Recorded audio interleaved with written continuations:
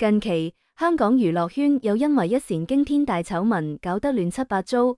75歲嘅開心果薛家燕，呢位喺香港娛樂圈打拼咗半世紀嘅資深藝人，竟然喺自己間豪宅裏面遇到人生最黑暗嘅時刻。根據香港媒體最新報道，2025年10月28號凌晨，香港半山帝景園 D 座18樓薛家燕嗰間複式豪宅突然被警方封鎖。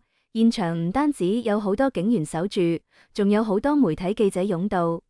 而喺豪宅入面，薛家燕攤坐喺價值百萬嘅水晶吊燈下，手裏攞住一張泛黃嘅全家福，邊哭邊講：我真心對人，結果換嚟咁嘅下場。17年感情，原來係一場精心設計嘅騙局。呢件事就好似一顆重型炸彈，一陣間就引爆咗全香港嘅輿論。要知道，薛家燕唔單止係香港娛樂圈嘅標誌性人物，仲以善良、親切嘅形象好受大眾歡迎。佢多年嚟積極參與慈善活動，創立嘅家燕媽媽慈善基金幫咗好多弱勢群體。但而家佢竟然陷入資產不見咗、感情被背叛嘅雙重困境，真係令人嘆息。隨住呢件事越嚟越嚴重，更多驚人細節慢慢浮出水面。據知情人士透露，呢次風波嘅導火線竟然係一場看似普通嘅慈善義賣。10月25號，薛家燕為家燕媽媽慈善基金搞嘅二手衣物義賣會，本應該係傳遞溫暖同愛心嘅善舉，但竟然意外成為一場索命局嘅開端。活動現場，薛家燕戴住嘅翡翠項鏈突然斷咗，12顆帝王綠珠子滾落公壇。呢個詭異現象被風水師解讀為玉碎擋災，呢個兆頭主財破人離。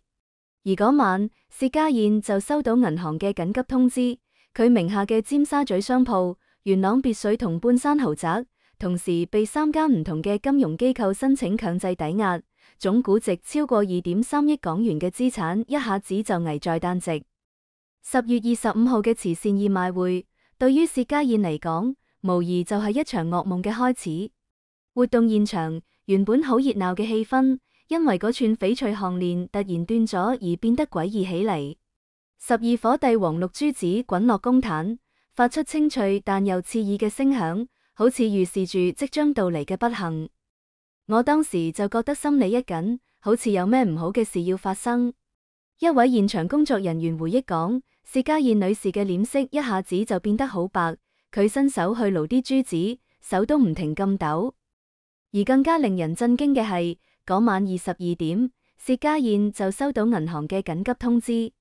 通知顯示，佢持有嘅3處重要物業同時被抵押，呢就意味住佢可能一晚之間就冇咗大部分身家。據內部人士透露，所有抵押合同嘅簽署日期都係2024年9月，但薛家燕就堅稱從來冇見過呢啲文件。呢點可能？我媽咪從來唔會隨便簽文件，尤其涉及到咁大金額嘅抵押。薛家燕嘅大女石友珊接受訪問時情緒激動咁講：我哋懷疑有人偽造咗佢嘅簽名，或者利用佢當時嘅狀態，令到佢唔知情嘅情況下簽咗字。Auntie 本名崔錦棠，同薛家燕喺2018年經朋友介紹認識。當時薛家燕已經69歲，而 Auntie 只有52歲，17歲嘅年齡差令到呢段感情從一開始就備受爭議。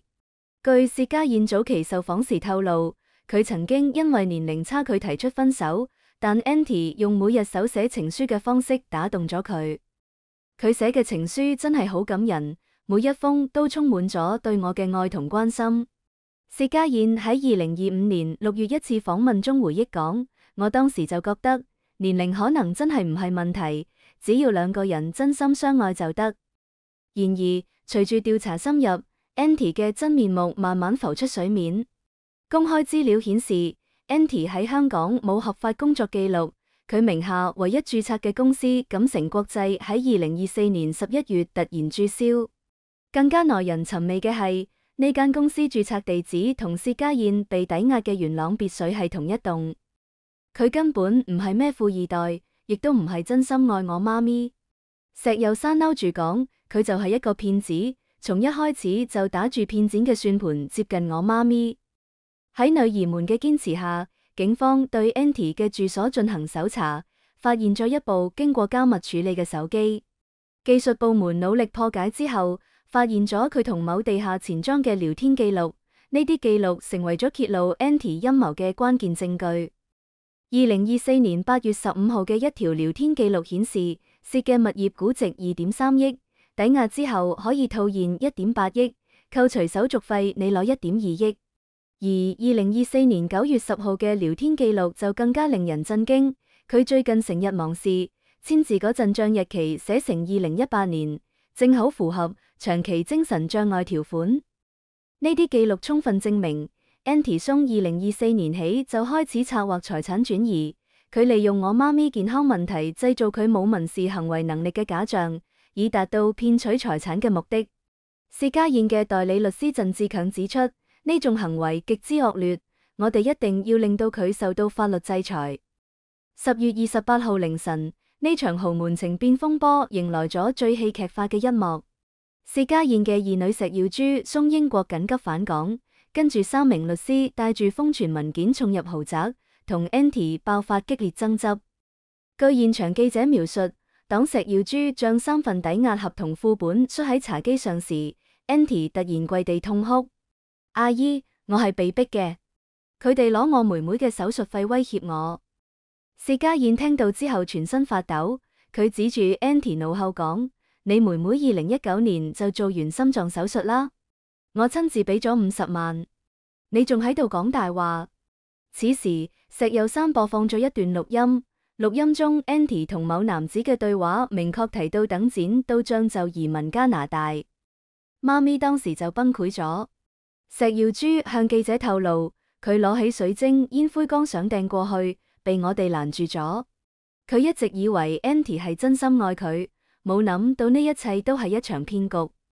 記者梳理薛家燕同 Andy 嘅交往史，發現關鍵節點都同財產變動高度重合，呢無疑就係一場蓄謀已久嘅殺豬盤。2018年認識初期，Andy 以照顧晚年為由，建議薛家燕將部分資產轉為共同持有。當時薛家燕可能因為信任 Andy，所以冇諗太多。2020年，薛家燕前夫石寶慶病逝，Andy 陪同處理遺產，期間多次誤觸保險櫃密碼。呢個行為是否別有用心，值得深入調查。2023年，Andy 提議以房養老，慫恿薛家燕將尖沙咀商鋪抵押俾某財務公司。呢個提議看似為咗薛家燕嘅晚年生活考慮，實質可能係為咗進一步控制佢嘅資產。2024年，薛家燕健康惡化，Andy 開始單獨處理佢嘅銀行事務，同年9月完成所有物業抵押。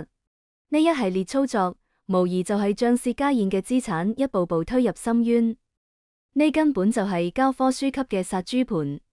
金融犯罪專家李國輝分析講，從建立信任到製造危機感，再到資產隔離，每一步都準確踩中老年人心理弱點。